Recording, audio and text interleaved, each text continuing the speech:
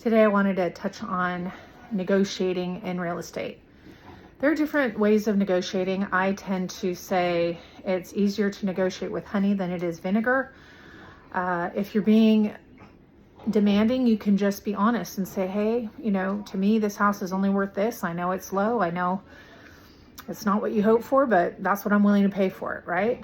Don't pretend like you're offering a reasonable price if you're really not. Just be straightforward, right?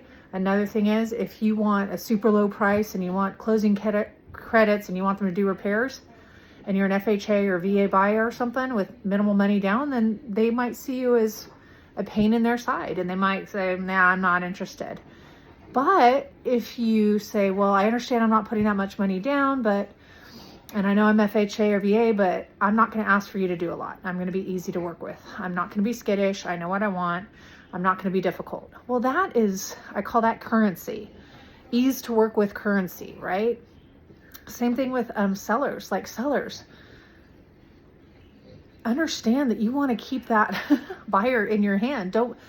This is not the market because they're skittish. They're skittish. If you say, well, I'm not going to do that, or I'm not going to do this, or you're not willing to make repairs or give credits, then be prepared to have them go somewhere else. It's just understanding your market and understanding how to negotiate so that you keep people happy. You get them to like you. If you're a seller, get the buyer to feel comfortable with you. Get the buyer to feel like you're cooperative and reasonable.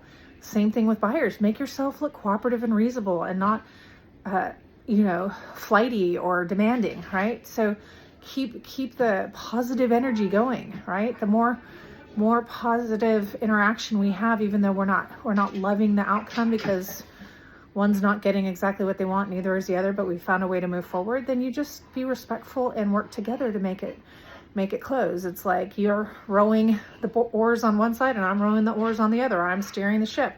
We have to work together to get this thing where we need to go. So if you have cash or a huge down payment and you can close faster, that's currency, right? Then they're more likely to see you as less risky.